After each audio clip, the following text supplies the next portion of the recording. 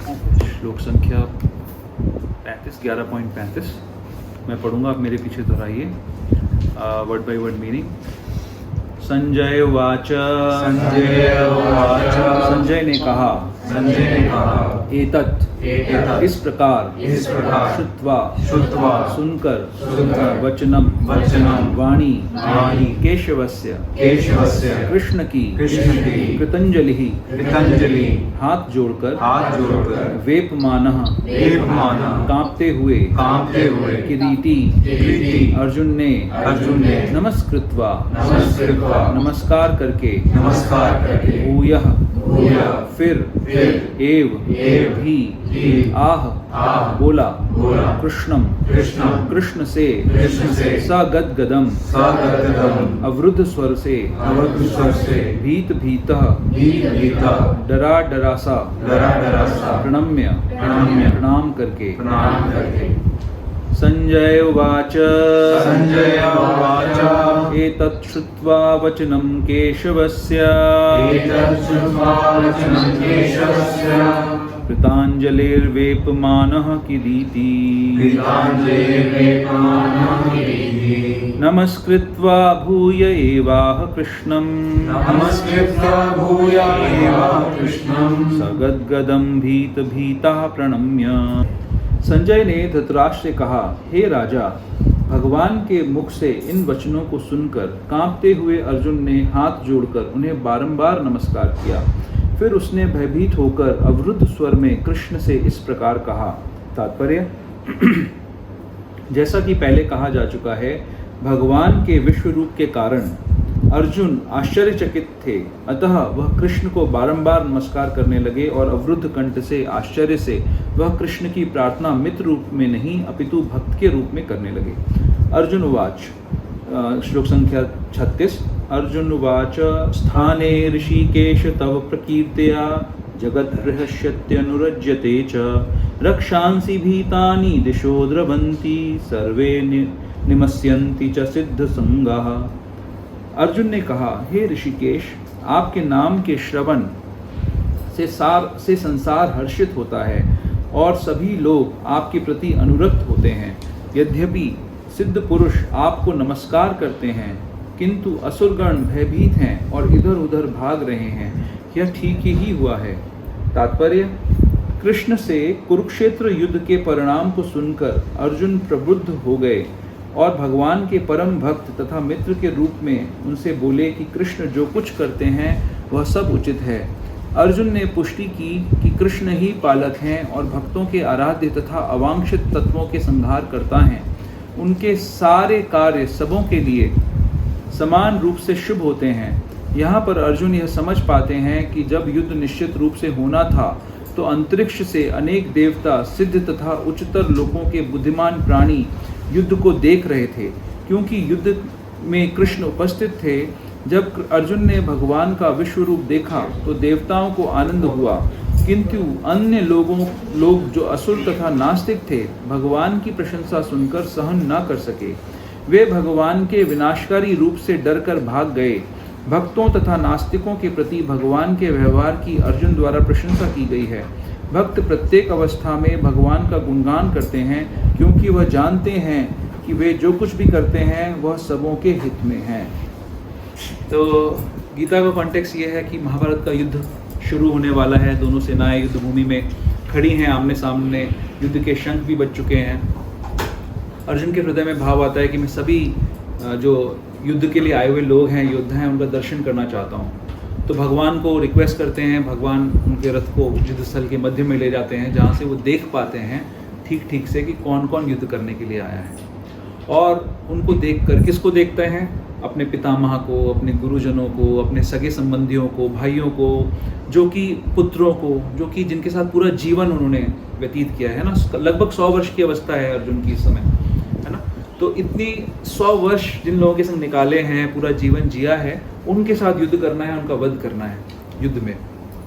और ये प्रूवन है कि अर्जुन युद्ध में सफल हो सकते हैं, युद्ध में उनको सबको मार भी सकते हैं।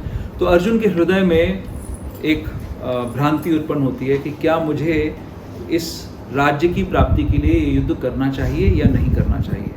और उनको कई सारे डाउट्स अपने हृदय में उनके उत्पन्न होते हैं कि इस युद्ध के कितने दुष्परिणाम होंगे, कैसे हमारे कुल की परंपराएं नष्ट हो जाएंगी, हमारे कुल के बड़े लोग जब चले जाएंगे परंपराएं नष्ट होंगी, जो जितने भी आध्यात्मिक कार्य परिवार में होते हैं वो बंद हो जाएंगे, घर की स्त्रियां दूषित हो जाएंगी, वर्ण संकर संतान उत्पन्न होगी। इस प्रकार से बहुत सारे उनके मन में द्वंद्व उत्पन्न होते हैं कि ये दुष्परिणाम हैं इस युद्ध के। तो भगवान के सामने कहते हैं कि मैं ये युद्ध नहीं करना चाहता, क्योंकि अगर युद्ध जीत भी जाऊंगा तो भी ये राज्य जो मुझे मिलेगा ये इनके रक्त से सना हुआ होगा, तो इस युद्ध को जीत के भी मेरा कोई लाभ नहीं है। इससे अच्छा तो मैं जंगल में जाकर भिक्षा मांगकर अपना जीवन यापन कर लूंगा। भगवान को और कारण भी बताते हैं वो युद्ध ना करने के। फिर अल्टीमेटली अच्छा काम ये करते हैं, भगवान की शरण ले लेते हैं। भगवान को बोलते हैं कि भगवान आप कृपया गुरु रूप में मेरा मार्गदर्शन करिए कि मुझे क्या करना चाहिए। तो भगवान, अभी तक अर्जुन लेक्चर दे रहे थे भगवान को कि क्या करना है, कैसे करना चाहिए, क्यों युद्ध नहीं करना चाहिए। जैसे ही भगवान को गुरु रूप में स्वीकार करते हैं, भगवान गुरु की भूमिका लेते हैं और इमीडिएटली डांट लगाते हैं। उनको बोलते हैं कि अर्जुन, आप जितने ज्ञान की बातें कर रहे हैं, जितना अपने को ज्ञानी समझ रहे हैं, आप उतने ज्ञानी हैं नहीं। आप मूर्ख हैं, आपको ये भी नहीं पता कि किस चीज़ के लिए दुख करना चाहिए, किसके लिए दुख नहीं करना चाहिए। जिस शरीर के लिए दुख कर रहे हैं ये तो मरेगा ही मरेगा, इसको कोई नहीं बचा सकता, लेकिन जो इसके अंदर हृदय में रहने वाली आत्मा है उसको कोई मार नहीं सकता, तो वो कभी नहीं मरेगी। तो इसीलिए आपको इन चीज़ों के लिए दुख नहीं करना चाहिए। इसके बाद हम अभी 11वां चैप्टर पढ़ रहे हैं, है ना। ये सारा जो कॉन्वर्सेशन हो रहा है वो फर्स्ट चैप्टर और सेकेंड चैप्टर में हो रहा है। इसके बीच में जो कुछ भी भगवान ने बताया गीता में, अर्जुन को उन्होंने एक प्लेटफॉर्म से उठाकर एक दूसरे बहुत ऊंचे प्लेटफॉर्म पे स्थापित किया, है ना। एक धरातल से पहले अर्जुन का सोच क्या थी कि युद्ध मुझे फायदा नहीं देगा, इसलिए मैं नहीं करना चाहता, मैं नहीं करूँगा। भगवान ने इस्टेब्लिश किया कि तुम्हें युद्ध किस लिए करना चाहिए। ये युद्ध जो तुम अपने आप को अपने आनंद के लिए बात सोच रहे हो वो सही तरीका नहीं है सोचने का। तुम्हें ये सोचना चाहिए कि जिसका तुम पे पूर्ण अधिकार है वो क्या चाहता है, यानी कि मैं भगवान जो सब कुछ का ओनर हूँ वो क्या चाहता है और उसके कल्याण के लिए, उसके आनंद के लिए तुम्हें काम करना चाहिए। इस प्लेटफॉर्म पे भगवान स्टैब्लिश कर देते हैं अर्जुन को 10वें अध्याय तक आते आते। हमने सब देखा कि 10वें अध्याय में कई सारी विभूतियों का वर्णन है। भगवान बता रहे हैं कि कैसे वो सब कुछ हैं, किस प्रकार से सभी चीज़ों के अधिष्ठाता वो हैं, क्योंकि किसी के मन में संशय नहीं रहे कि हमें भगवान के लिए कार्य करना चाहिए। भक्तों को क्या प्रॉब्लम होती है, भक्त समाज में हम लोगों को क्या प्रॉब्लम होती है, हमें अच्छी लगती है, हमारे अंदर पाइटी है ना। थोड़ा सा कहना चाहिए, क्या कहेंगे पाइटी को हिंदी में? हाँ, पवित्रता नहीं, और भी एक और शब्द, हाँ, अच्छी सुकृति है, हम सुकृतिवान हैं। तो हमारे अंदर ये भाव है कि ठीक है, भगवान के प्रति हमारा कुछ संबंध तो है, पाइटी है हमारे हृदय के अंदर। लेकिन हम भगवान, जैसे हमको कल कोई एक लोग मिले थे तो वो बड़ा कंप्लेन कर रहे थे उनकी वाइफ को लेकर कि उनकी वाइफ पूरा दिन उनके हिसाब से भजन करती रहती है, तो उनको बहुत बुरा लग रहा था, ये मेरी पत्नी एक्सेसिव कर रही है भजन, तो इतना भजन भी नहीं करना चाहिए। तो उसकी थॉट थी कि भाई ठीक है, थोड़ा बहुत भगवान को राजी रखो ताकि भगवान नाराज ना हो जाए और सब काम भी चलते रहने चाहिए। लेकिन भगवान हमें ये बताना चाह रहे हैं इस गीता के माध्यम से कि हर कार्य सिर्फ और सिर्फ भगवान के आनंद के लिए होना चाहिए। अब ये युक्ति पूर्वक सोचना पड़ेगा कि भाई स्त्रियां घर में प्रसाद बना रही हैं, भोग बना रही हैं, कुछ स्त्रियां पुरुष जो ऑफिस में जाके पैसा कमा रहे हैं, अब ये चीज़ों को कैसे हम रिकंसाइल करें कि ये कार्य तो भगवान के लिए ऐसा लगता नहीं हो रहे हैं, तो इनको हम कैसे रिकंसाइल करें, ये हमें समझना पड़ेगा। बहरहाल 11वें अध्याय के अंदर अर्जुन 11वें अध्याय की पहले रिक्वेस्ट करते हैं, 11वें अध्याय में रिक्वेस्ट करते हैं कि भगवान मुझे आपका विश्व रूप देखना है, और भगवान उसका दर्शन कराते हैं। तो हमने बहुत बृहद चर्चा पिछले कुछ हफ्तों में करी उसके बारे में कि क्या विश्व रूप है। तो इमीडिएटली इससे पहले के जो 3 श्लोक हैं, अगर आप अपने पन्ने गीता के पलटेंगे तो उसमें भगवान बता रहे हैं, भगवान बोलते हैं कि अर्जुन ने पूछा कि आप कौन हैं, विश्व रूप का दर्शन करके अर्जुन ने पूछा कि आप कौन हैं, तो भगवान बोलते हैं मैं काल हूँ, और यहाँ पर जितने भी लोग उपस्थित हैं सिवाय आप पांडवों के और कुछ 2-4 लोगों को छोड़कर बाकी सब का सब वध होने वाला है, सबका सब मरने वाले हैं। तो अच्छा ये होगा कि आप निमित्त बन जाइए, निमित्त मात्रेण भव सव्यसाची। आप सव्यसाची, आप दोनों हाथों से तीर चलाने की कला जानते हैं, आप इतने सक्षम हैं, फिर भी ये जान लीजिए कि मैं इन सबको मार चुका हूँ। आपकी कला से कुछ नहीं मरने वाले, ये मैंने मार दिया इनको ऑलरेडी। तो अब आप निमित्त बन जाइए और इनको मारिए। कौन कौन मरेगा? अर्जुन के मन में कोई संशय ना रहे इसलिए ये भी बता दिया कि भीष्म, द्रोण, ये क्या नाम है आपका, जयद्रथ, कर्ण, हाँ, और अन्य महान योद्धा, ये सारे के सारे मारे जाएंगे ताकि कोई संशय नहीं रहे। और अर्जुन भगवान के विश्व रूप में दर्शन कर रहे हैं कि इतने बड़े बड़े महान योद्धा काल रूपी भगवान के मुंह में प्रवेश कर रहे हैं। और कुछ लोग तो ऐसे प्रवेश कर रहे हैं कि उनका चूर्ण बन जा रहा है, कुछ लोग भगवान के दांतों में फंसे हुए हैं, इतनी दुर्दशा के साथ उनका वध हो रहा है। अब ये सब देखने के बाद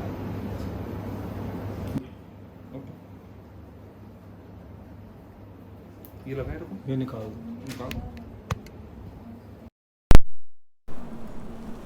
डिस्टर्ब भी नहीं कर रहा। हाँ, वो कहानी डिस्टर्ब भी कर रहा है। नहीं नहीं, वो मुझे पता नहीं लग रहा था।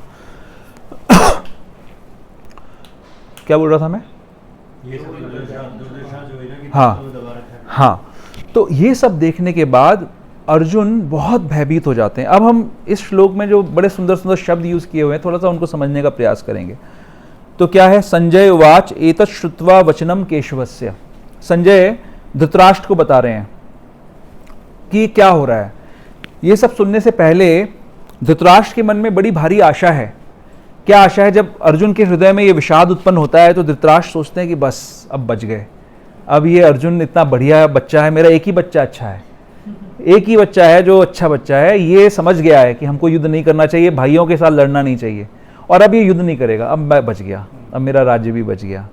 तो संजय यहाँ पर उनको बता रहे हैं बार बार समय समय पर कि ये झूठी आशा मत करो, अर्जुन युद्ध करेंगे। तो अब यहाँ पर बता रहे हैं कि अर्जुन क्या करने वाले हैं, अर्जुन ने क्या कहा वो बता रहे हैं और उनके रिएक्शंस बता रहे हैं। तो क्या है? एतत् श्रुत्वा वचनम केशवस्य। केशव शब्द का यूज किया हुआ है। तो आचार्य बताते हैं कि केशव शब्द में का जो मतलब है वो है ब्रह्मा, ईश का जो मतलब है वो शिव जी, और केशव वा जो है वो वपु यानी हमारे शरीर से संबंधित है। तो वो केशव उसको कहेंगे जिस व्यक्ति के शरीर में स्वयं ब्रह्मा और शिव भी आश्रय ले रहे हैं। तो जब यहाँ पर केशव करके संबोधन किया जा रहा है तो ये बताया जा रहा है कि वो ऐसे महान भगवान का दर्शन कर रहे हैं अर्जुन, जिनके ऊपर सभी, कोई अगर शिव जी का भी भक्त है, कोई ब्रह्मा जी का भी भक्त है, इनसे ऊपर तो कोई है नहीं ना इस संसार में, शिव जी और ब्रह्मा जी से ऊपर कोई नहीं है संसार में, उनका भी अगर कोई भक्त है तो उसने भी सोचना है कि यहाँ पे भगवान काल रूप में है, इनकी भी नहीं चलेगी, शिव और ब्रह्मा की भी नहीं चलेगी, स्वयं भगवान की चलने वाली है। तो इस प्रकार से केशव शब्द का यहाँ पर ये सूचक है। फिर बता रहे हैं कृतांजलिर वेपमानः किरीटी। कृतांजलि हाथ जोड़कर, ये शब्द यूज हो रहा है बार बार, हाथ जोड़कर, अर्जुन ने हाथ जोड़े हुए हैं। वेपमानः, और कैसी अवस्था है उनकी? थर थर कांप रहे हैं। अर्जुन जो है थर थर कांप रहे हैं, ट्रेम्बलिंग। जब हम बहुत ज्यादा भय की स्थिति में होते हैं तब आप थर थर कांपते हो, आपके हाथ पैर कांपने लग जाते हैं। कभी कभी हमारे जीवन में ऐसा, भगवान ना करे, कभी ऐसा समय आ जाता है जब हमको बहुत महान दुख होता है या भय होता है, तब हमारी ऐसी स्थिति हो जाती है। अब यहां पर शब्द यूज किया गया है किरीटी। किरीटी का क्या मतलब होता है? कौन बताएगा? हाँ, मुकुट। मुकुट क्या है खास बात इस मुकुट की, पता है आपको? अर्जुन जो है जब उनको वनवास हुआ था, जब 12 वर्ष का वनवास और 1 वर्ष का अज्ञातवास पांडवों को मिला था, तो उन लोगों ने, पांडवों ने उस समय युद्ध की तैयारी शुरू कर दी थी। तो भगवान ने एडवाइस किया कि तुमको उच्च लोकों में जाकर दिव्य अस्त्रों का अर्जन करना चाहिए। तो अर्जुन जो है स्वशरीर, ऐसा कोई व्यक्ति नहीं होता तो इसी शरीर से स्वर्ग चला जाए, सशरीर 5 दिन के लिए, स्वर्ग के हिसाब से 5 दिन के लिए, वहां का 1 दिन यानी हमारा 1 साल, तो 5 वर्षों के लिए, और वहां के 5 दिनों के लिए स्वर्गलोक में जाते हैं। और जब वो वहां जाते हैं तो एक निवात कवच करके बहुत सारे 3 करोड़ डीमंस, दैत्य जो होते हैं, जो इंद्र के खिलाफ हैं, इंद्र को मारना चाहते हैं, उनके राज्य पे कब्जा करना चाहते हैं, उनको सिंगल हैंडेडली अर्जुन मारते हैं, उनसे युद्ध करते हैं और उनको खत्म कर देते हैं। तो उन जिन पिशाचों को स्वयं इंद्र भी नहीं खत्म कर पा रहे थे, उनको अर्जुन मारते हैं। तो किसकी बात हो रही है?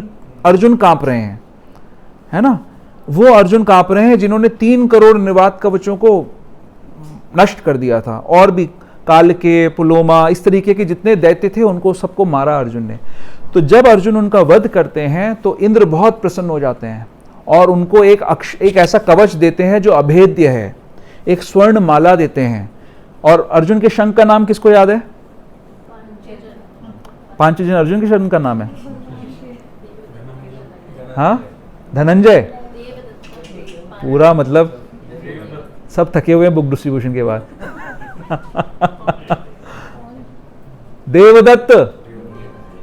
देवदत्त शंख है उनका, ठीक है। तो जो इतनी बहुत तेजी से आवाज करता है वो देवदत्त शंख वो प्रदान करते हैं, वो इंद्र ने दिया था। और उनको एक मुकुट, दिव्य मुकुट प्रदान करते हैं जो स्वर्गलोक का मुकुट है, जिसका नाम है किरीट। और इसीलिए अर्जुन का नाम है किरीटी। तो अगर किसी व्यक्ति के पास अगर प्राइम मिनिस्टर मोदी का दिया हुआ कोई एक छोटा सा फ्लावर भी हो ना, तो उसको किताब में रखता है, दिखाता है 6 साल तक कि देखो ये मुझे प्राइम मिनिस्टर मोदी ने दिया था, है ना। कितनी प्रतिभा हो जाती है ना। आप जाएंगे लोगों के घरों में तो फोटो लगी होती हैं। मेरे कुछ कजिन्स हैं, वो लोग बड़ा पॉलिटिक्स में इन्वॉल्व हैं, तो उनके घरों में फोटो लगी हुई है प्राइम मिनिस्टर के साथ में, और दिखाने के लिए कि देखो जी हमारा तो प्राइम मिनिस्टर तक पहुंचे है। तो किरीटी जो है वो बहुत ही फेमस है, अर्जुन बहुत फेमस है, क्योंकि उनको स्वयं इंद्र का मुकुट मिला हुआ है, इंद्र ने उनको मुकुट प्रदान किया हुआ है। तो वो किरीटी भगवान के इस विश्व रूप को देखकर थर थर कांप रहे हैं।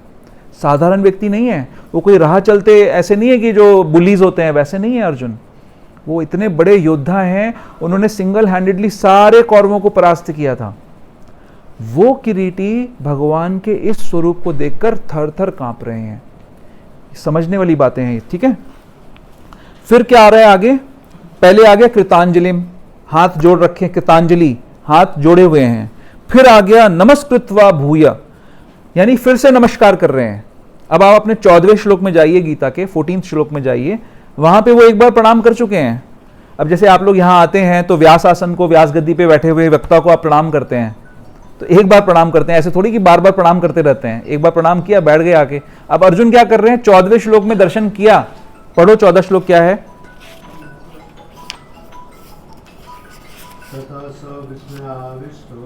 हृष्ट रोमा धनंजय प्रणम्य शिरसा देवम कृतांजलिर्भाषिता। क्या है? सेम शब्द आगे ना, कृतांजलि और प्रणम्य, सर से प्रणाम किया 14वें श्लोक में। और फिर वापस से 35वें श्लोक के अंदर फिर से संजय बता रहे हैं नमस्कृत्वा भूय, बार बार प्रणाम कर रहे हैं। एवाह कृष्णम सगद्गदम भीत भीतः प्रणम्या, सगद्गदम, और गदगद वाणी, कंठ अवरुद्ध हो रहा है अर्जुन का, डर के मारे उनके आवाज फॉल्टरिंग वॉइस से, भीत भीता, डर का भी जो डर है, भीत भीता, इतने डरे हुए भाव से फिर क्या कर रहे हैं? प्रणम्य, फिर से प्रणाम कर रहे हैं। तो प्रणम्य के थोड़ी सी हम चर्चा करेंगे, प्रणाम के बारे में ना, प्रणाम कैसे होता है इसके बारे में थोड़ी सी चर्चा करेंगे। ये बहुत इंटरेस्टिंग है और हाल फिलहाल 1-2 कॉन्वर्सेशंस मेरे कुछ भक्तों के साथ हुए, तो मैं चाहता हूँ ये सबके लिए क्लैरिफाई हो जाए ये चीज़ें। तो प्रणम्य, आज भगवान की कृपा से मौका मिल गया कि 3 बार यहाँ पे नमस्कार कर रहे हैं अर्जुन, तो नमस्कार की महिमा को समझते हैं थोड़ा सा। कई तरीके के नमस्कार होते हैं ना, जैसे हम हाथ जोड़ के नमस्कार करते हैं, नमस्कार, है ना। कैसे स्त्रियां कैसे प्रणाम करती हैं? पंचांग। पुरुष कैसे प्रणाम करते हैं? अष्टांग या दंडवत। दंडवत मतलब डंडे की तरह बिल्कुल सीधे सीधे लौट गए जमीन पे। तो अष्टांग प्रणाम में कौन कौन से अंग होते हैं? 8 अंग, एक एक कोई बता सकता है। हाँ, एक सर हो गया, चलो, और हैंड्स एक बताना है।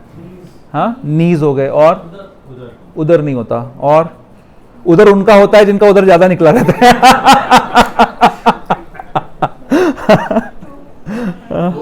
हैंड्स हो गया, और वो कोशिश करते हैं दूसरे पार्ट लगाने की, लेकिन लगा नहीं पाते।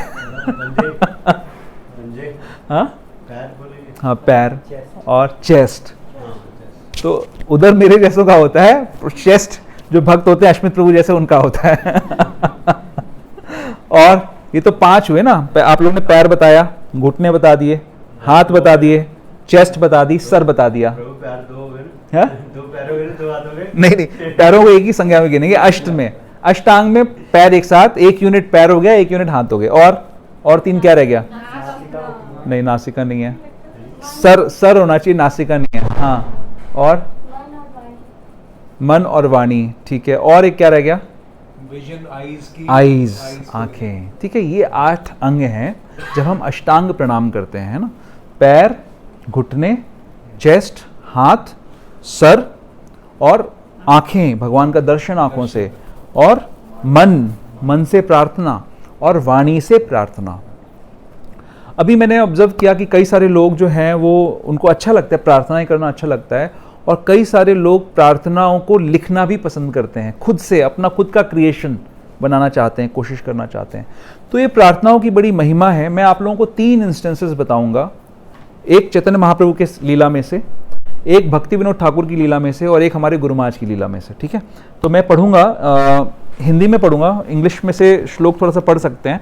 ये ध्यान से सुनना है और समझना है कि ये कितना इंपॉर्टेंट एस्पेक्ट है। ये प्रेयर्स जो हैं वो सही प्रेयर्स होना कितना ज़रूरी है।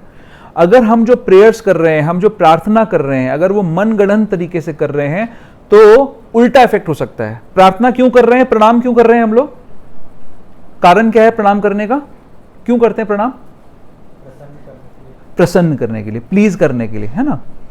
अब आपने प्रणाम करा और आपने उसमें सामने वाले को ऑफेंड कर दिया अपनी वाणी से, तो उल्टा इफेक्ट हो जाएगा ना। तो कई बार ऐसा हो सकता है, और बड़े बड़े महान जो अपने आप को बहुत बड़े बड़े वैष्णव समझते हैं उनसे भी ऐसा हो सकता है। हरे कृष्णा, आइए, ऐसा हो सकता है, उनसे भी ऐसा हो सकता है। हरे कृष्ण, प्लीज कम प्रभु। तो मैं चैतन्य चरितामृत के अंत्य लीला में से एक प्रसंग आप लोगों को पढ़ के सुना रहा हूं, 5वें अध्याय में से। ठीक है, ये बड़ा इंटरेस्टिंग है, आप सबने सुना भी होगा, कुछ लोगों ने सुना होगा इसको। तो मैं हिंदी का भी ढूंढ लिया है, हिंदी में से मैं आपको पढ़ के सुनाऊंगा।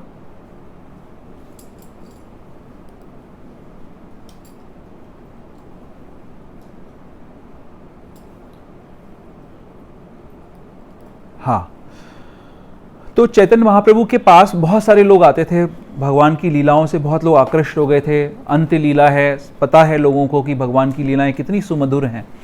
तो बहुत सारे लोग आते थे, अलग अलग तरीके की स्तुतियां लिखते थे भगवान के लिए, और भगवान को सुनाना चाहते थे। तो वहाँ पर एक रूल था, चैतन्य महाप्रभु के अनुयायियों में एक रूल था कि कोई भी व्यक्ति अगर कुछ भी चैतन्य महाप्रभु को सुनाना चाहता है तो उसको पहले जो चैतन्य महाप्रभु के सेक्रेटरी हैं, कौन है सेक्रेटरी उनके?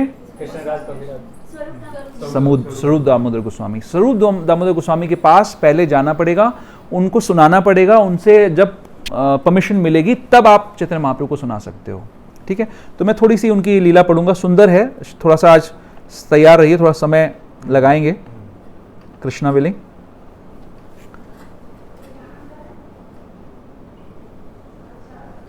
एक बार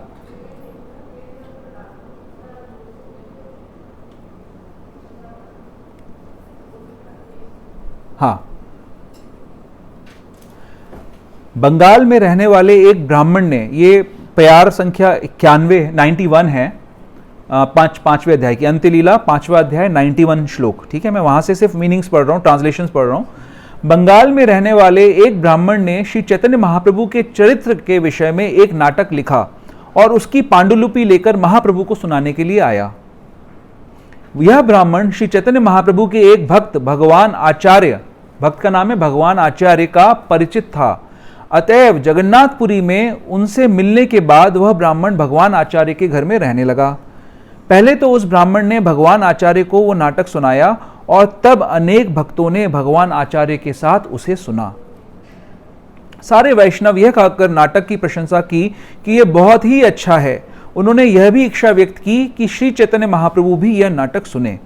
यह प्रथा थी कि जो कोई भी श्री चैतन्य महाप्रभु के विषय में कोई गीत, श्लोक, ग्रंथ या कविता लिखता है तो सुनाने के लिए उसे सर्वप्रथम स्वरूप दामोदर गोस्वामी के पास लाना पड़ता। यदि स्वरूप गोस्वामी हाँ कर देते तो वह श्री चैतन्य महाप्रभु को सुनने के लिए प्रस्तुत किया जाता। यदि इसका संकेत होता कि दिव्य रसों की व्याप्ति इस तरह हुई है जो भक्ति सिद्धांत के विरुद्ध है तो श्री चैतन्य महाप्रभु इसे सहन नहीं कर पाते थे और अत्यंत क्रुद्ध होते थे। जो दिव्य रस हैं, है ना, रस समझते हैं, जो मेलोज हैं, डिवोशनल मेलोज हैं, उनका अगर कहीं पे कॉन्फ्लिक्टिंग रसों में आ गया, जैसे फॉर एग्जाम्पल, जैसे मान लीजिए कि किसी का दास्य भाव है ना, और उसको आप वहां पर माधुर्य को वहां पर मिश्रित करने की कोशिश करें तो जो दास से है वो माधुर्य में परिणित नहीं हो सकता, तो वो रासाभास हो जाएगा, वो गलत होगा, उससे अपराध होगा, भगवान के प्रति बहुत बड़ा अपराध हो सकता है। तो और इसको भी इलैबोरेट करूंगा मैं। यदि इसका संकेत होता कि दिव्य रसों की व्याप्ति इस तरह हुई है जो भक्ति सिद्धांत के विरुद्ध है, तो श्री चैतन्य महाप्रभु इसे सहन नहीं कर पाते थे और अत्यंत क्रुद्ध होते थे। इसलिए जब तक स्वरूप दामोदर पहले सुन न लें, तब तक श्री चैतन्य महाप्रभु उसे नहीं सुनते थे। महाप्रभु ने इस शिष्टाचार या मर्यादा को नियम बना दिया था। भगवान आचार्य ने स्वरूप दामोदर गोस्वामी से निवेदन किया, एक उत्तम ब्राह्मण ने श्री चैतन्य महाप्रभु के विषय में एक नाटक प्रस्तुत किया है जो अति उत्तम रीति से लिखा हुआ प्रतीत होता है। पहले आप सुन लें और यदि आपका मन इसे स्वीकार करे तो मैं श्री चैतन्य महाप्रभु से इसे सुनने के लिए प्रार्थना करूं। स्वरूप दामोदर गोस्वामी ने उत्तर दिया, ध्यान से सुनिए इस चीज को। हे भगवान आचार्य, तुम अत्यंत उदार ग्वाले हो। कभी कभी तुम्हारे भीतर किसी भी प्रकार की कविता को सुनने की इच्छा जागृत हो जाती है और तथाकथित कवियों की रचनाओं में सामान्यतया दिव्य रसों का अतिक्रमण, रासाभास की संभावना रहती है। इस तरह जब रस सिद्धांतों के विरुद्ध हो जाते हैं तो ऐसी कविता को सुनना कोई पसंद नहीं करता। मैं फिर से पढ़ता हूं। जब तथाकथित कवियों की रचनाओं में सामान्यतया दिव्य रसों का अतिक्रमण, रासाभास की संभावना रहती है, इस तरह जब रस सिद्धांतों के विरुद्ध हो जाता है तो ऐसी कविता को सुनने का कोई लाभ नहीं होता, कोई पसंद नहीं करता। जिस कवि को दिव्य रसों का तथा उनके अतिक्रमण का ज्ञान नहीं होता, वह भक्ति के सिद्धांत रूपी सागर को पार नहीं कर सकता। हम लोग क्या करने आए हैं यहां पर? हम इस संसार सागर को पार करना चाहते हैं। कैसे करना चाहते हैं? सिर्फ पार नहीं करना चाहते हैं, हम प्रेम रूपी सागर में प्रवेश करना चाहते हैं, जहां पर हम भगवान की सेवा करना चाहते हैं। तो अगर हमें इस प्रेम रूपी सागर में पहुंचना है तो हमको इन सिद्धांतों को ठीक प्रकार से समझना पड़ेगा। फिर स्वरूप दामोदर गोस्वामी भागवतम के 2 श्लोकों का विवरण देते हैं। जो कवि व्याकरण के नियमों को नहीं जानता, जो अलंकारों, विशेषतया नाटक में प्रयुक्त अलंकारों को नहीं जानता और जो यह नहीं जानता कि श्री कृष्ण की लीलाओं को किस तरह प्रस्तुत किया जाए, उसे धिक्कार है। इतना ही नहीं, श्री चैतन्य महाप्रभु की लीलाएं समझने में विशेष रूप से कठिन हैं। तो भगवान की लीला में हर कोई ऐरा गहरा नत्थु खैरा नहीं कमेंट्री कर सकता है। आजकल हर गली गली गांव में बैठ जाते हैं लोग, बताते हैं कि लीलाओं के बारे में, लेकिन आप उनके ऊपर अधिकार नहीं है आपको उनको बताने का। फिर है, जिसने श्री चैतन्य महाप्रभु के चरण कमलों को अपने प्राणधन के रूप में स्वीकार कर लिया है, वही भगवान कृष्ण या श्री चैतन्य महाप्रभु की लीलाओं का वर्णन कर सकता है। कौन कर सकता है? क्या क्वालिफिकेशन है? जिसने श्री चैतन्य महाप्रभु के चरण कमलों को अपने प्राणधन के रूप में स्वीकार कर लिया है। जिस व्यक्ति को दिव्य ज्ञान नहीं है, जो पुरुष तथा स्त्री के पारस्परिक संबंधों के विषय में लिखता है, उसकी कविता सुनकर केवल दुख होता है, जबकि प्रेम में डूबे भक्तों के शब्दों को सुनकर परम सुख उत्पन्न होता है। आजकल टीवी पे महाभारत आ रही है, पुराना वाला आ रहा है, नया वाला आ रहा है, कोई नया वाला भी आ रहा है। कल मुझे कई लोगों ने बताया रामायण आ रही है, नहीं मैं महाभारत का किसी ने बताया। हाँ, कुछ चलते रहते हैं, है ना, तो वो देखना चाहिए। महाभारत है फिर भी नहीं, कृष्णा है फिर भी नहीं, क्योंकि यहां पर ये बताया जा रहा है, क्या दिया है क्वालिफिकेशन सुनिए। जिस व्यक्ति को दिव्य ज्ञान नहीं है, जो पुरुष तथा स्त्री के पारस्परिक संबंधों के विषय में लिखता है, वो जो राइटर है वो एक तरफ तो एक रोमांटिक नॉवेल लिख रहा है या रोमांटिक मूवी की कहानी लिख रहा है, और एक तरफ वो भगवान के ऊपर डायलॉग्स लिख रहा है, क्या सुन सकते हैं हम उनके डायलॉग्स लिखे हुए? नहीं सुन सकते। ठीक है, आगे पढ़ता हूं, अभी आ रहा है असली मटेरियल। रूप गोस्वामी ने नाटक रचना का मानक स्थापित किया है, मानक यानी स्टैंडर्ड स्थापित किया है। यदि भक्तगण उनके 2 नाटकों के आमुख अंशों को सुनते हैं तो उनसे उनके आनंद में वृद्धि होती है। अगर हम शुद्ध भक्त के हाथों से लिखा हुआ कुछ श्रवण करेंगे तो हमारे हृदय में आनंद की वृद्धि होगी। स्वरूप दामोदर द्वारा इस तरह समझाने के बाद भी भगवान आचार्य ने अनुरोध किया, कृपया एक बार तो इस नाटक को सुन लीजिए।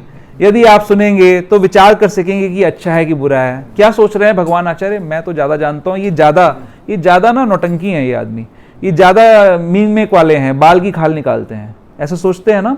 कोई भक्त अगर एनालिटिकल है ना तो उसको ये बोल देते हैं, ये ज्यादा नाटक है इनका, हर चीज में अपना नौटंकी करते रहते हैं, है ना। जो स्ट्रिक्ट होता है उसके लिए ऐसे कह देते हैं। खैर अब उनको उसका इम्प्लीकेशन भी मिलेगा ऐसा करने का। भगवान आचार्य ने लगातार 2-3 दिनों तक स्वरूप दामोदर गोस्वामी के काव्य को सुनने के लिए आग्रह किया। उनके बारंबार अनुरोधों से स्वरूप दामोदर गोस्वामी ने बंगाल के ब्राह्मण द्वारा रचित काव्य को सुनने की इच्छा व्यक्त की। अच्छा ठीक है भैया, जान छोड़ो, सुनाओ, क्या सुनाना है सुनाओ। ठीक है, अब स्वरूप दामोदर गोस्वामी काव्य सुनने के लिए अन्य भक्तों के साथ बैठ गए और तब कवि ने परिचयात्मक श्लोक, नांदी श्लोक पढ़ना प्रारंभ किया। पहला श्लोक ही पढ़ा सिर्फ, उसी में उसका कल्याण हो गया। उसने पढ़ा, पूर्ण पुरुषोत्तम भगवान ने सुनहरा वर्ण धारण कर लिया है और जगन्नाथ नामक शरीर के आत्मा बन गए हैं। जगन्नाथ जो शरीर हैं, जगन्नाथपुरी में कथा हो रही है, ये सारी चल रही है। जगन्नाथ जो कि शरीर के समान हैं, उनकी आत्मा चैतन्य महाप्रभु हैं, जिनके विकसित कमल नेत्र अतीव विस्तृत हैं। इस तरह वे जगन्नाथपुरी में प्रकट हुए हैं और उन्होंने जड़ पदार्थ को चेतन बना दिया है। वे श्री कृष्ण चैतन्य देव तुम सबको सौभाग्य प्रदान करें। उन्होंने किसको चेतन बना दिया है? किसकी बात हो रही? जगन्नाथ जी को चेतन महाप्रभु ने बना दिया है और उन सबको सौभाग्य प्रदान करें चैतन्य महाप्रभु। सब उपस्थित भक्तों ने कहा वाह वाह, आदा क्या बोलते हैं उसको? नहीं वो तो हम कहते हैं आदाब, नहीं कुछ और कहते हैं। हाँ माशाअल्लाह बहुत बढ़िया बहुत बढ़िया। हाँ, साधु तो हमारे गुरु महाराज सिखाते हैं, करो बोलो साधु बोलो, ये सब मत बोलो। जब उपस्थित लोगों ने यह श्लोक सुना तो सबने कवि की प्रशंसा की, सबने साधुवाद किया, अरे वाह बहुत बढ़िया बोला। किंतु स्वरूप दामोदर गोस्वामी ने उनसे अनुरोध किया, कृपया इसकी व्याख्या भी करिए कि आपने जो कहा है, कह गए जो आप, अब इसको समझाइए क्या कहना चाहते हैं।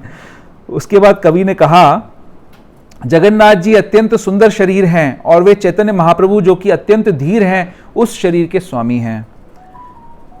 श्री चैतन्य महाप्रभु यहाँ नीलाचल जगन्नाथपुरी में संपूर्ण जड़ भौतिक जगत को आध्यात्मिक बनाने के लिए प्रकट हुए हैं। यह सुनकर वहां पर उपस्थित सारे लोग अत्यंत प्रसन्न थे, किंतु स्वरूप दामोदर जो कि अकेले ही अत्यंत दुखी थे, अत्यंत क्रोध से बोले। उन्होंने कहा, तुम मूर्ख हो, तुमने अपने सर्वनाश को अपने आप बुलाया है, क्योंकि तुमने ना तो दो भगवानों जगन्नाथ तथा श्री चैतन्य महाप्रभु का ज्ञान है, ना ही उनमें तुम्हारी श्रद्धा है। भगवान जगन्नाथ संपूर्ण आध्यात्मिक हैं और दिव्य आनंद से परिपूर्ण हैं, किंतु तुमने उनकी तुलना जड़ नाशवान शरीर से की है, जो भगवान की निष्क्रिय बहिरंगा शक्ति से बना है। तुमने श्री चैतन्य महाप्रभु को, जो कि 6 ऐश्वर्यों से युक्त पूर्ण पुरुषोत्तम भगवान हैं, सामान्य जीव के स्तर का कहा है। उन्हें परम अग्नि के रूप में न जानकर तुमने उन्हें एक स्फुलिंग के रूप में मान लिया, चिंगारी के रूप में मान लिया है। स्वरूप दामोदर ने आगे कहा, चूंकि तुमने भगवान जगन्नाथ तथा श्री चैतन्य महाप्रभु के प्रति अपराध किया है, अतएव तुम्हें नरक की प्राप्ति होगी। तुम यह भी नहीं जानते कि परम सत्य का वर्णन किस तरह किया जाता है, तो भी तुमने ऐसा करने का प्रयास किया है, इसलिए तुम्हें धिक्कार है। तुम पूर्णतया भ्रम में हो, क्योंकि तुमने भगवान जगन्नाथ अथवा श्री चैतन्य महाप्रभु के शरीर तथा आत्मा में भेद किया है। यह एक महान अपराध है। पूर्ण पुरुषोत्तम भगवान के शरीर तथा आत्मा में कभी भी कोई अंतर नहीं होता। उनका स्वरूप तथा उनका शरीर आनंदमय आध्यात्मिक शक्ति से बना होता है, चिदानंद है, उसमें कोई अंतर नहीं होता।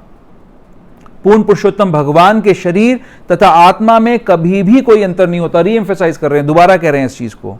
फिर वो भागवत के श्लोक कोट कर रहे हैं, हे मेरे प्रभु, भागवत क्या कहती है, हे मेरे प्रभु, मैं आपके इस शाश्वत आनंद तथा ज्ञानमय रूप से श्रेष्ठ अन्य कोई रूप नहीं देखता। ब्रह्मा जी की स्तुतियों में आती हैं श्लोक, ठीक है। आध्यात्मिक आकाश में आपकी निर्विशेष ब्रह्म ज्योति में ना तो समय समय पर कोई परिवर्तन होता है और ना आपकी अंतरंगा शक्ति में कोई ह्रास पाया जाता है। मैं आपके प्रति आत्मसमर्पण करता हूं, क्योंकि यद्यपि मुझे अपने भौतिक शरीर और इंद्रियों पर अभिमान है, किंतु आप पूरे ब्रह्मांड की सृष्टि के कारण हैं, फिर भी आपको जड़ पदार्थ स्पर्श नहीं करते। मैं फिर आगे का थोड़ा सा स्किप कर रहा हूं।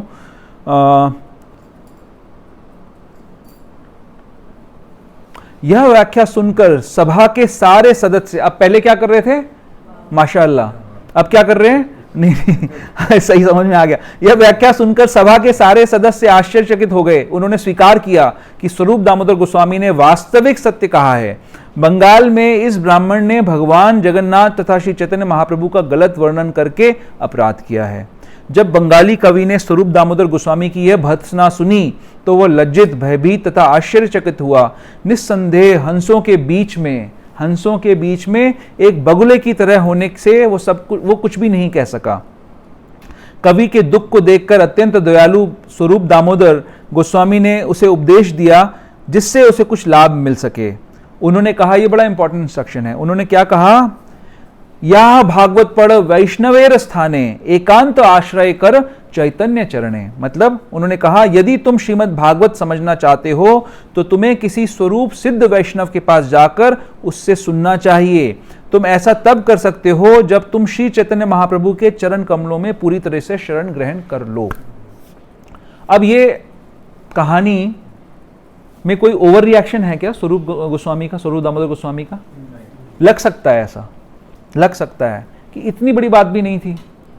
ठीक है, इतना कुछ बोल दिया, तुम्हें नर्क को जाना पड़ेगा, तुम्हें सत्य क्या है, क्या इतनी सीरियस बात है? अधिकांश लेवल पे भक्त इसको सीरियस नहीं मानते, सोचते ठीक है छोटी सी बात है, क्या इतना बड़ा कोई बात हो गया, छोटा सा।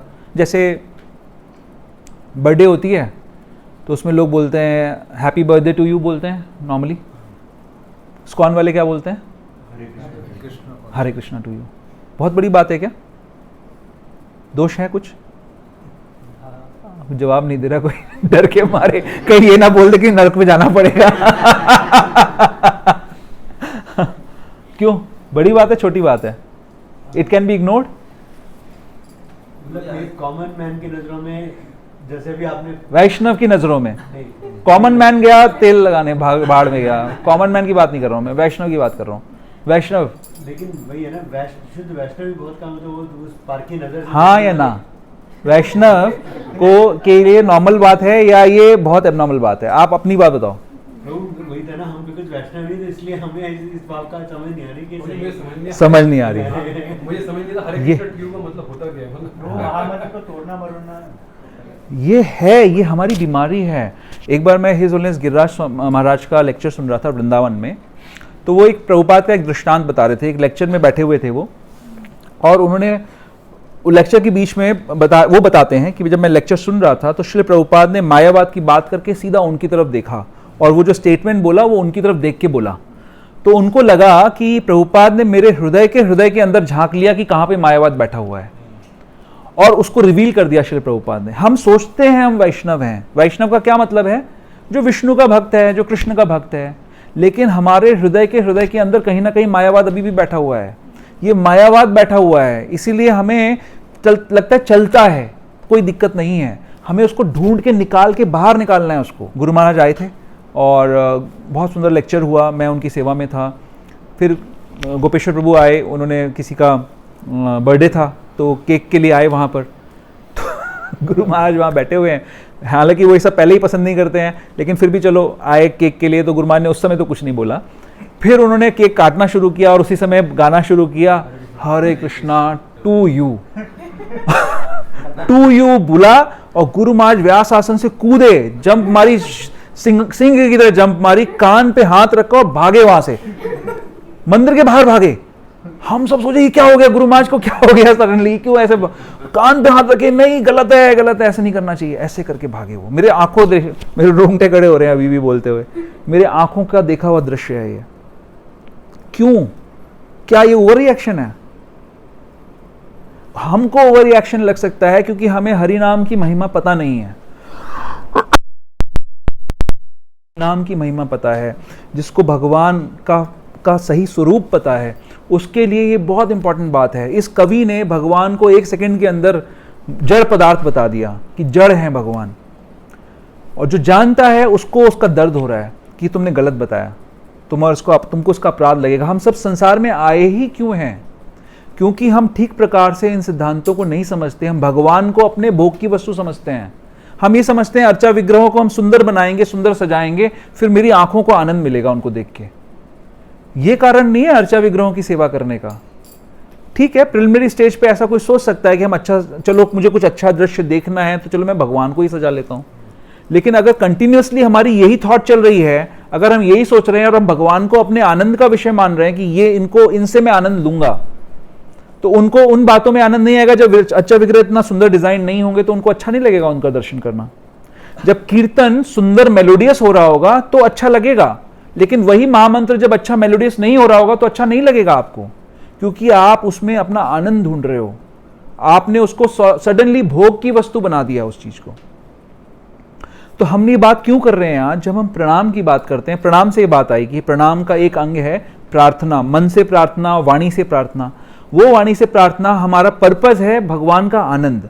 अब अगर सोचो कि ये वाली बात जो ये बंगाली ब्राह्मण ने जो नाटक की रचना करी, ये अगर चैतन्य महाप्रभु के सामने जाके सुनाता तो महाप्रभु को खुशी होती या दुख होता?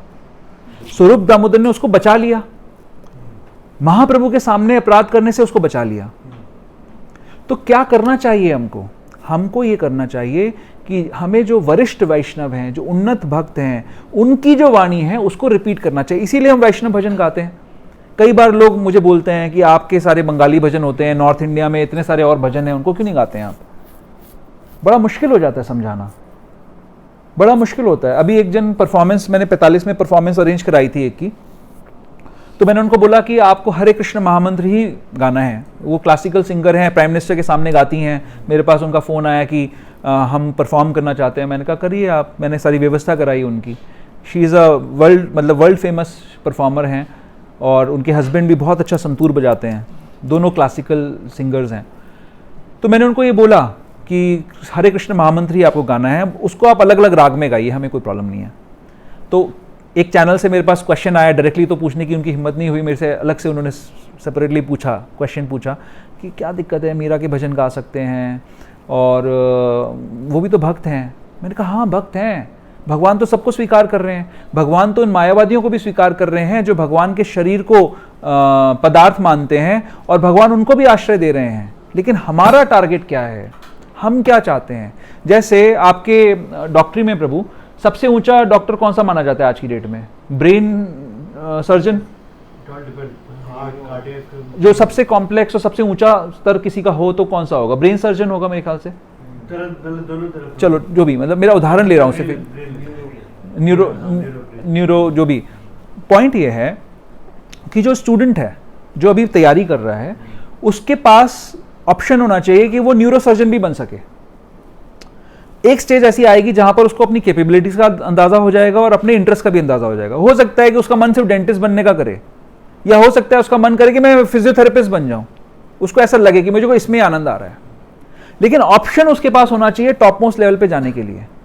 इसी प्रकार जब हम साधना भक्ति में हैं, साधक हैं, हमारे यहाँ क्यों भगवान जगन्नाथ, बलदेव, सुभद्रा, सुदर्शन जीव की सेवा बताते हैं? क्यों चैतन्य महाप्रभु की सेवा बताते हैं? क्यों राधा कृष्ण की सेवा बताते हैं? क्यों लड्डू गोपाल की सेवा को मना करते हैं? क्यों मना करते हैं? क्योंकि जो साधक है वो तो अभी साधना स्तर पे है, उसको पास अपना भी प्रेम नहीं है भगवान के लिए, अभी साधना कर रहा है सिर्फ। वो साधना में उसके पास ऑप्शन होना चाहिए कि वो टॉप मोस्ट माधुर्य रस तक भी जा सके, जो प्रामाणिक सेवा है वहां तक पहुंच सके। लेकिन इन द इंटरिम हो सकता है कि उसको हनुमान जी में रति आ जाए, हनुमान जी से आकर्षित हो जाए, उसको दास्य भाव अच्छा लगे। दास्य भाव परफेक्ट है अपने आप में, कोई कमी नहीं है। हनुमान जी टॉप मोस्ट भक्त हैं, कोई कमी नहीं है। लेकिन राधा रानी और भी बड़ी भक्त हैं। तो अनंत में अगर हम बात करेंगे तो अनंत में कोई व्यक्ति आगे भी हो सकता है और पीछे भी हो सकता है, लेकिन अनंत हैं दोनों। हनुमान जी की भक्ति में कहीं कोई दोष नहीं है कहीं कोई कमी भी नहीं है। भगवान के लिए सबसे प्रिय हनुमान जी हैं, लेकिन राधा रानी और भी ज्यादा प्रिय हैं। ये इनकंसीवेबल है, इसको समझ नहीं सकते हम अपनी भौतिक बुद्धि से। तो हमारे पास ये ऑप्शन होना चाहिए कि हम टॉप मोस्ट लेवल पे जा सकें साधना के स्तर पर। इसीलिए हमारे आचार्य हमें समझाते हैं कि भाई, अब लोग प्रश्न उठाते हैं कि लड्डू गोपाल की सेवा, लड्डू गोपाल तो कृष्ण ही है, उनकी सेवा के लिए भी आप लोग मना करते हो। एक बार कई वर्ष पहले की बात है, करीब 20 वर्ष पहले की बात है, एक बहुत ही बड़े महान रामानंदी संप्रदाय के एक संत हैं, बहुत फेमस हैं, वर्ल्ड फेमस हैं आज की डेट में। मुझे उनकी सेवा करने का सौभाग्य प्राप्त हुआ और मैंने उनकी काफ़ी अच्छे से जो भी मैं कर सकता था करा। मैंने काफ़ी उनकी चरण सेवा करने का लाभ मिलता था मुझे, मैं करता था उनकी चरण सेवा। वो जानते थे कि मैं श्री प्रभुपाद के अनुगत्य में हूँ, प्रभुपाद जी का फॉलोअर हूँ। तो जैसे होता है ना, मतलब उनके हृदय में कहीं होगा ये भाव। तो उन्होंने मुझे एक बार पूछा कि आप स्वकीयवादी हैं या परकीयवादी हैं। अब मुझे तो उस समय मैं नया नया भक्त था, मुझे इतना ज्ञान नहीं था कि स्वकीय परकीय क्या होता है। मैंने कहा जी मुझे तो पता ही नहीं है ये क्या होता है, आप बताइए क्या होता है। तो उन्होंने थोड़ा सा टॉन्टिंग वे में मुझे समझाया कि स्वकीय परकीय क्या होता है। मैं अभी इस टॉपिक में नहीं जाऊँगा। फिर उन्होंने मुझे बोला कि कई सारे, इनडायरेक्टली बोला उन्होंने मुझे कि कई सारे जो भक्त हैं उन्होंने तो भगवान के अंदर भी भेद कर दिया है। ये कह दिया है कि ये भगवान वासुदेव कृष्ण हैं, ये वृंदावन के कृष्ण हैं, ये अलग हैं, वो अलग हैं। भगवान के अंदर भी भेदभाव कर दिया है आप कई सारे लोगों ने, उन्होंने मुझे बोला। वो मैं जानता था कि वो क्या बोल रहे हैं, वो मैं जानता था। तो मैं चुप रहा क्योंकि महान वैष्णव हैं, बट उनके हृदय में ऐसा भाव था। और उनकी इस बात को सुनकर मुझे समझ में आया कि हम कितने भाग्यशाली हैं। हम उन एनालिटिकल वैष्णव्स के संग में हैं जो भगवान की भी इतनी माइन्यूटली एनालिसिस कर कर हमें बता रहे हैं कि हमें किस मार्ग पे जाना चाहिए। हमें बता रहे हैं कि वृंदावन कृष्ण जो है उनका मूड क्या है और जो वासुदेव कृष्ण है उनका मूड क्या है। हमें बता रहे हैं कि राधा कृष्ण की सेवा करने से आप माधुरी तक जा सकते हो और लड्डू गोपाल की सेवा बोनाफाइड नहीं है। ये तो अभी रिसेंट स्टार्टिंग किया है, कुछ 300-400 सालों में शुरू हो गई है, ऐसा पहले नहीं होती थी ये। वो हमें इतना एनालिटिकली बता रहे हैं, समझा रहे हैं, ताकि हम कहाँ जा सकें, हम टॉप मोस्ट रूप से भगवान की सेवा कर सकें। तो हमें इन सब चीज़ों को समझना पड़ेगा। हम ये जो स्वरूप दामोदर का जो मैंने इंस्टेंस बताया, ये बहुत इंपॉर्टेंट इंस्टेंस है, क्योंकि अगर आप भागवत को ठीक से नहीं पढ़ोगे। अब आपको एक मैं श्लोक बताता हूं जो हम लोग भागवतम की क्लास के पहले हम पढ़ते हैं हमेशा। भागवतम की first canto 2nd chapter 17th verse है, शृण्वताम स्वकतः कृष्णा पुण्य श्रवण कीर्तना। हाँ, क्या है आगे, हृदय अंतःस्थो ही अभद्राणी विधुनोति सुहत्सताम, है ना। क्या मतलब है इसका कि जब कृष्ण की कथा को हम सुनेंगे, शृण्वताम स्वकथा कृष्णा पुण्य श्रवण कीर्तना, हमारे हृदय के अंदर जितने भी अभद्राणी, जितने भी खराब चीजें हैं उनको ये क्लीन करती है कृष्ण की कथा। इसके आगे क्या है, नष्ट प्रायेषु अभद्रेषु, प्राय सारे जो अभद्रेषु, सारा जो गंदगी है खत्म हो जाएगी, नित्यम भागवत सेव्या, अगर नित्य आप भागवत का सेवन करेंगे तो। अभी आजकल क्या होता है, 7 दिन का सप्ताह होता है और कई सारे स्पीकर्स आ गए हैं। हमारे गुरु महाराज श्रील प्रभुपाद इनकी भर्त्सना करते हैं, इनका खंडन करते हैं, बोलते हैं ये गलत है। कई बार लोग सोचते हैं ये ओवर रिएक्शन है, ये नहीं होना चाहिए। इतनी निंदा क्यों कर रहे हो आप लोग, क्यों कर रहे हो? जस्टिफाइड है क्या? जस्टिफाइड है इतनी निंदा करना? जो रिजल्ट को जानता है, जैसे एक कैंसर का डॉक्टर जानता है कि अगर कीमोथेरेपी नहीं होगी तो पेशेंट मर जाएगा। पेशेंट को हो सकता है नहीं अंदाजा हो अपनी क्रिटिकलिटी का, उसको लगे कि यार ठीक है थोड़ा परहेज नहीं करूंगा कोई फर्क नहीं पड़ता, लेकिन डॉक्टर जो जानता है उसको पता है ये मरेगा अगर ये मेरी बात नहीं मानेगा तो। इसी प्रकार हम आध्यात्मिक आत्महत्या कर लेंगे अगर हम अनजाने में इन चीज़ों का ध्यान नहीं रखेंगे। कल मैं मंदिर गया था, एक लेक्चर सुन रहा था, बड़ा सुंदर उन्होंने एक पॉइंट बोला।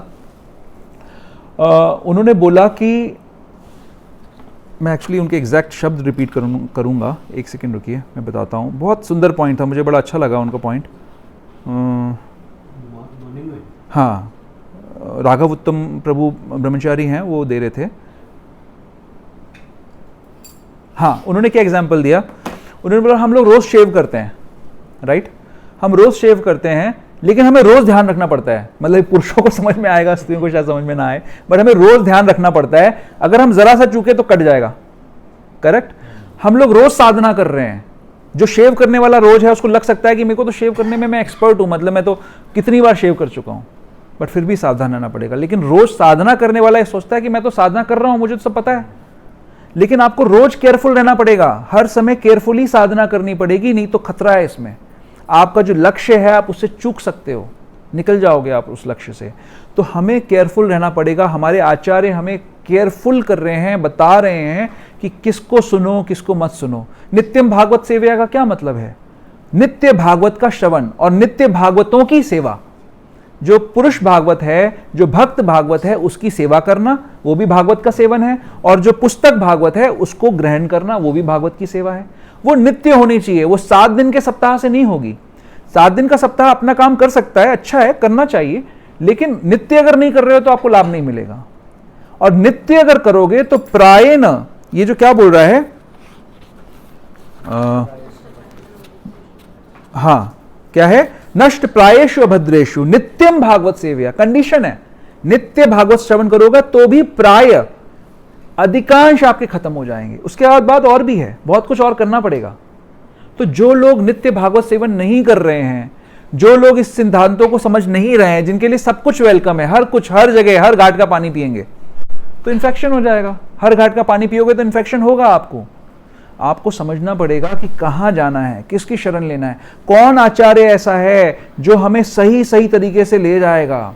श्रील प्रभुपाद की बड़ी कृपा है, उन्होंने इतना प्रयास करके, मैं बोल रहा था ना 3 एग्जाम्पल दूंगा, मैंने आपको 2 बताए। स्वरूप दामोदर का मैंने पढ़ के बताया, गुरु महाराज का आपको सुनाया, और आपको तीसरा बताता हूं। भक्ति सिद्धांत सरस्वती ठाकुर के सामने समय में एक बाबा जी थे जिनका नाम था चरणदास बाबा जी। उन्होंने एक मंत्र इजाद किया।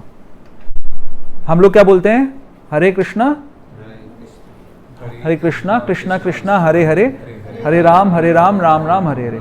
उनको आइडिया आया, उन्होंने एक मंत्र बनाया, बड़ा सुंदर मंत्र है। और हम किसके वर्शिपर्स हैं? निताई गौरांग। हाँ, तो क्या मंत्र बनाया? हरे कृष्णा हरे राम। हाँ, मैं पूरा बोलना नहीं चाहता था, अच्छा आपने पूरा बोल दिया।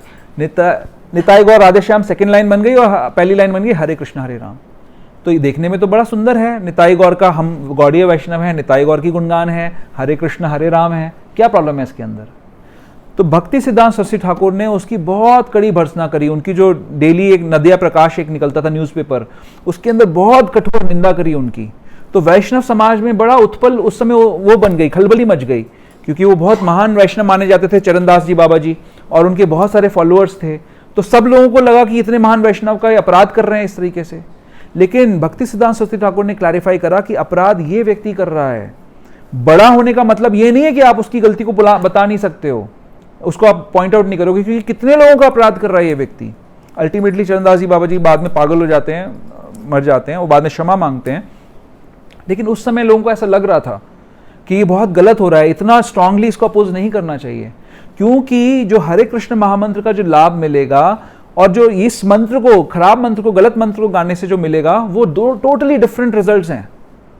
हमारे पास लिमिटेड टाइम है, हम लिमिटेड समय में संसार में आए हैं। इस समय को हमें बहुत ही जुडिशियसली खर्च करना है। हमें अपने काम करने होंगे, दैनिक काम हम सबको करने पड़ेंगे। कोई नौकरी करने वाले को नौकरी करनी पड़ेगी, व्यापार वाले को व्यापार, घर वाले को घर चलाना होगा, ये सब चलता रहेगा, ये है, जरूरी है। बट मेन गोल कहाँ है? मेन लक्ष्य कहाँ होना चाहिए? हमारा मेन दृष्टि कहाँ होनी चाहिए? हमारी मेन दृष्टि इस रिजल्ट को प्राप्त करने में होनी चाहिए। हम लोगों के बहुत पता नहीं कितने कितने करोड़ों जन्मों के सुकृत सफल हुए, तब जाकर हमें भगवान का, श्रील प्रभुपाद का आश्रय मिला किसी तरीके से। उसको हम सस्ते में अगर जाने दे तो हमसे बड़ा कोई मूर्ख नहीं है। जिसके पास पत्थर है, जिसकी झोली में, वो पत्थरों को फेंक रहा है, कोई प्रॉब्लम नहीं है। आपकी झोली में पारस पत्थर है, आपकी झोली में हीरा है। अब आप बोलो कि गांव के लोग जो हैं वो पत्थरों को छाल रहे हैं, हवा में फेंक रहे हैं, पानी में फेंक रहे हैं, उनके पास नकली वो है, जर्किन है, वो फेंक दे रहे हैं, उसकी केयर नहीं कर रहे हैं। तो जब ये केयर नहीं कर रहे तो हम भी नहीं करेंगे। सही होगा क्या ये सोचना? हमारे पास असली हीरा है, दुनिया के पास नकली है सब कुछ। नकली का कोई जरूरत नहीं है केयर करने का, वो केयर नहीं कर रहे हैं। हमारे पास असली चीज है, हमें केयर कितनी करनी चाहिए ये सोचना पड़ेगा। अगर हम दुनिया को इमिटेट करने लग जाएंगे तो हम असली हीरे को फेंक देंगे, जैसे लोग पत्थर फेंक रहे हैं। तो we have to be very careful. ठीक है, तो ये 3 इंस्टेंसेस से हमें समझना है कि हमारे आचार्य जब इस प्रकार से एनालिटिकली हमें समझा रहे हैं कि क्या करने योग्य है, क्या करने योग्य नहीं है, हमें पूरा ध्यान से उसको सुनना है। प्रभुपाद जी ने बहुत प्रयास करके इन ग्रंथों को लिखा है, चैतन्य चरितामृत, भागवतम, हमारे पढ़ने के लिए, ताकि हम इनको पढ़ें और हम अपनी लाइफ में इसको अप्लाई करें। अगर हम इसको अप्लाई नहीं करेंगे तो हम गलत तरफ चले जाएंगे और ये ह्यूमन फॉर्म ऑफ लाइफ इतना प्रेशियस है, वो वेस्ट हो जाएगा। कल मुझे एक सज्जन मिले, मैंने उनको गीता दिखाई, बोले जी मैंने तो अभी ही 1 टन किताबें डिस्ट्रीब्यूट करी हैं, 1 टन। तो मैंने कहा जी कैसे, क्या मतलब हुआ इसका? तो बोले मैं तो बहुत पढ़ चुका हूँ, अब तो पढ़ने की समय ख़त्म हो गया, अब तो बस। तो मैंने तो एक बुक मुझे मिल गई थी, मैं पहले आपके इस्कॉन में भी जाता था और मुझे एक किताब मिल गई थी, उसी से मुझे सब कुछ मिल गया। मैंने कहा क्या मिल गया जी आपको ऐसा? तो बोले मैंने ज्ञानेश्वर जी की गीता पढ़ी थी, उसमें मुझे संदेश मिल गया। लेकिन अच्छी बात ये थी, नॉर्मली जो ज्ञानेश्वर जी की गीता पढ़ते हैं वो मायावादी भाष्य बताते हैं।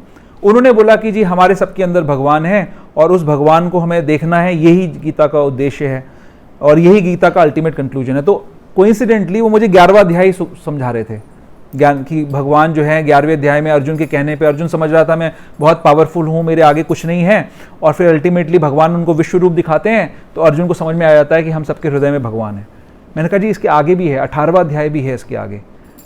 तो लोगों को इतनी सारी भ्रांतियां हैं। एक और कपल मिला कल, वो आए, उनकी वाइफ बहुत दुखी थी, आप लोगों ने ध्यान है ना, बहुत दुखी थी। उन्होंने हमको देखते ही गाली देना शुरू कर दिया कि मतलब मुंह बनाना शुरू कर दिया, और बड़ा गलत तरीके से मुंह बना के चली गई। उनके हस्बैंड आए, उनको हमने बुक दिखाई, वो देखते रहे, बोले देखिए जी मैं तो अभी भगवान से थोड़ा डिस्कनेक्टेड हूँ। मैंने कहा क्या हो गया, क्यों डिस्कनेक्टेड हैं आप? तो बोले कि मेरी 2 संतान जो हैं, जो गर्भ में थी, 2 बार ऐसा हुआ मेरी पत्नी के साथ में कि 2 बार उनकी संतान मर गई, जन्म नहीं ले पाई ठीक तरीके से, तो इसलिए हम लोग बहुत नाराज़ हैं भगवान से अभी, तो हम अभी भगवान से डिस्कनेक्टेड हैं।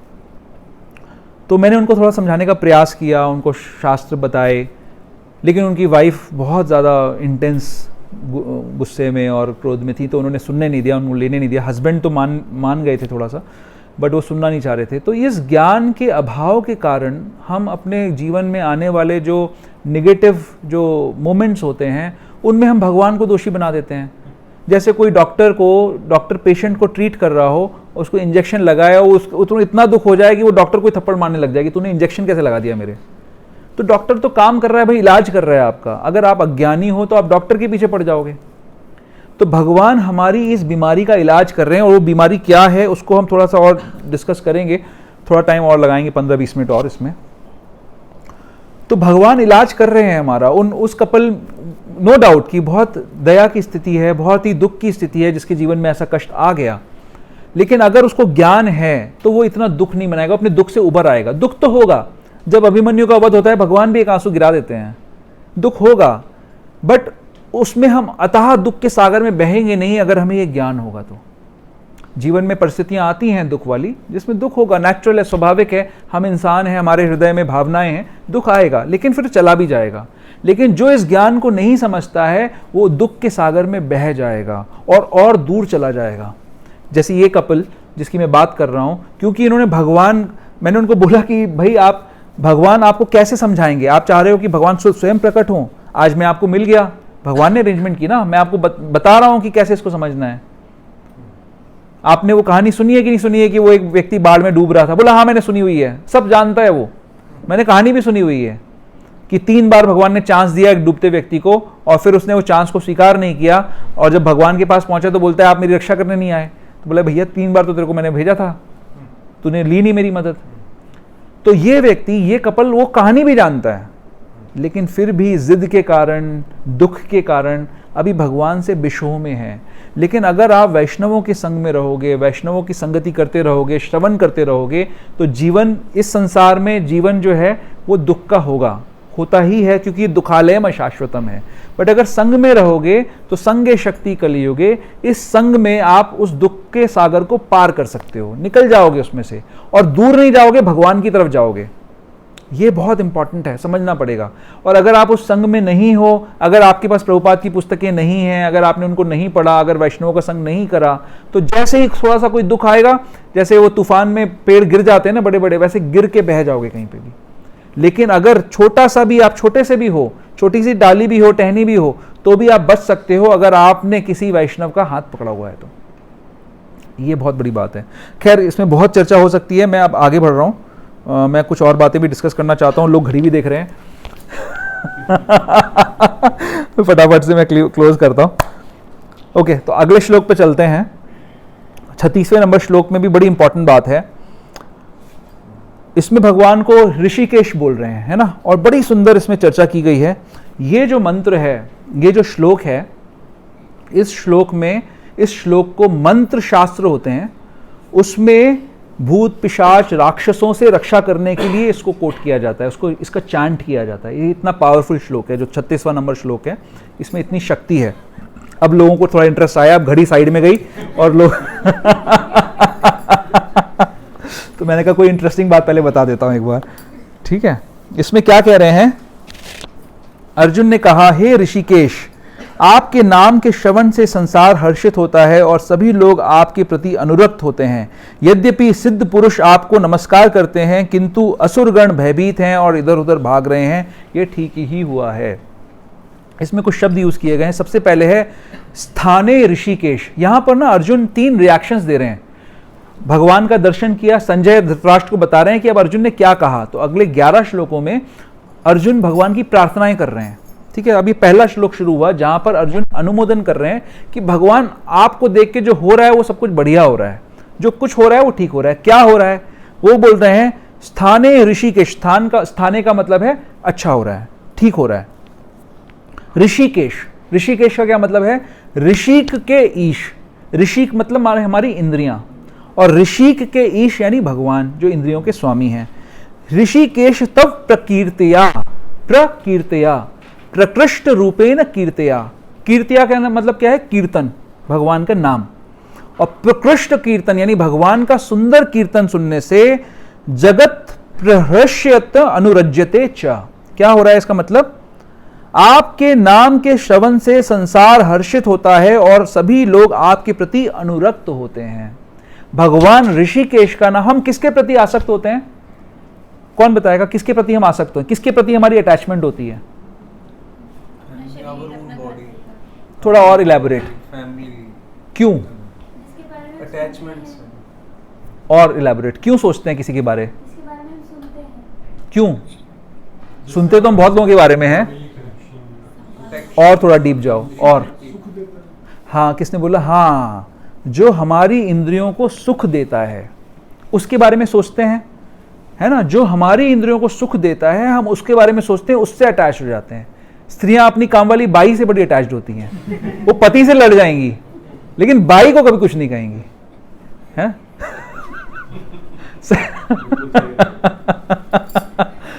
सब गुस्सा हो गए मेरे से। प्रसाद दे देना मेरे को। ऐसा होता है कि नहीं होता है?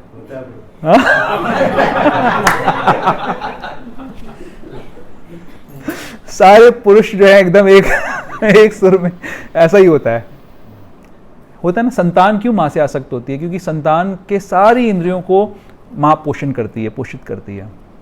तो हम उससे आकृष्ट होते हैं, उसके प्रति हम अटैच्ड होते हैं जो हमारी इंद्रियों को पोषण देता है।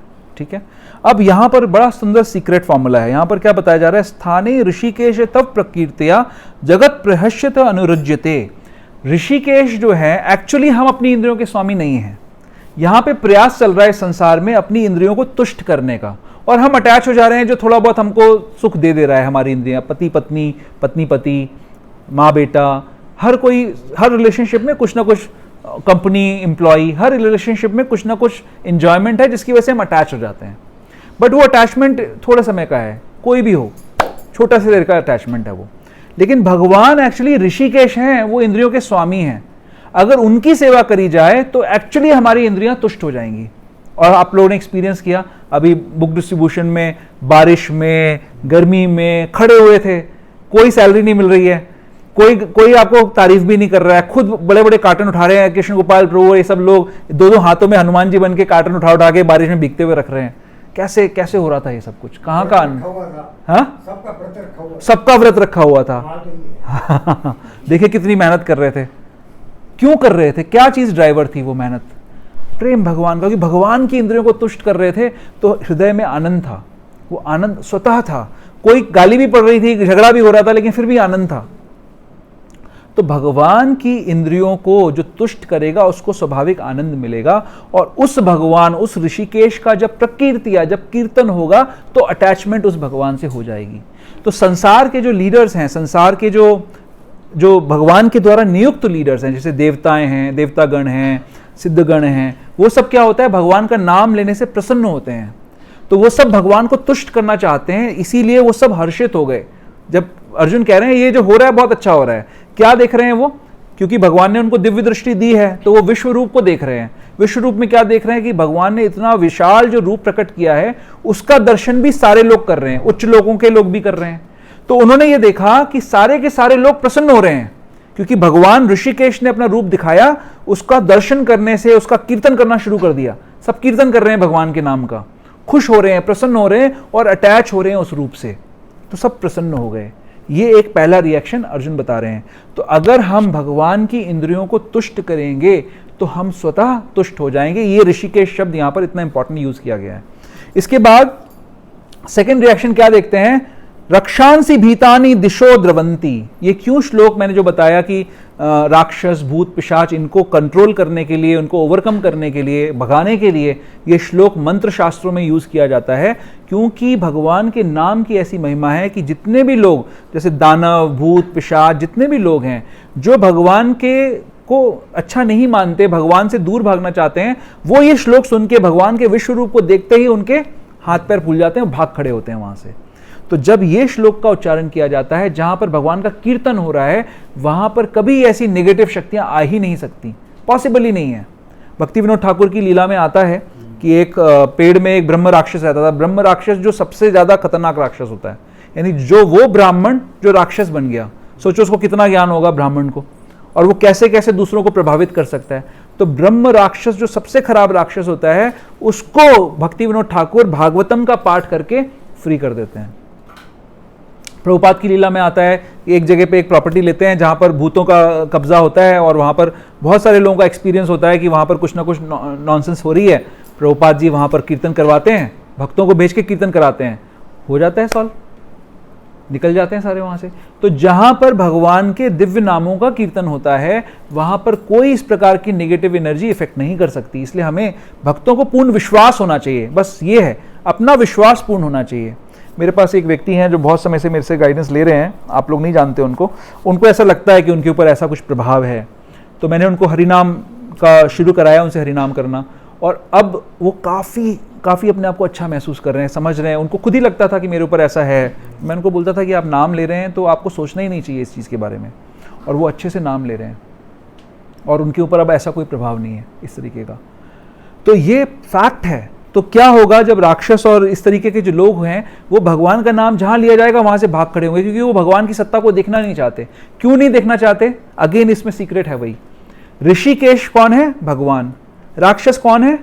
आगे बताया जाता है ना, अहम भोगी सिद्धोहम ईश्वरहम अहम भोगी सिद्धोहम बलवान सुखी। जो डीमंस हैं उनकी क्या सोच है? मैं ईश्वर हूं, मैं ही भोगी हूं, और मैं एकदम सेटिस्फाइड हूं। वो हर समय ये सोचते हैं, जबकि ईश्वर तो एक ही है, भगवान स्वयं ऋषिकेश ही हैं। तो क्योंकि ये जो मुख्य ईश्वर है, जो सच में ईश्वर है, उससे अपना कंपटीशन मानते हैं सारे राक्षस, वो वहां से चले जाते हैं, खत्म हो जाते हैं। एंड फिर क्या आगे है? सर्वे नमस्यन्ति च सिद्ध संगा। सिद्ध संगा मतलब कौन? जो डिवोटीज हैं, भगवान के जो भक्त हैं, उनका जो संघ है, उनका जो समुदाय है, वो क्या कर रहे हैं? वो हर समय भगवान को नमस्कार करते हैं, भगवान को प्रणाम करते हैं। तो सिद्धों का, जो सिद्ध हो गए हैं, वो जानते हैं कि मैं भोक्ता नहीं हूं, भगवान भोक्ता है, मैं उनके भोग में सहयोग करना चाहता हूं, और वो हर समय मौका ढूंढते हैं कि हम कब भगवान को नमस्कार करें, कब भगवान को प्रणाम करें।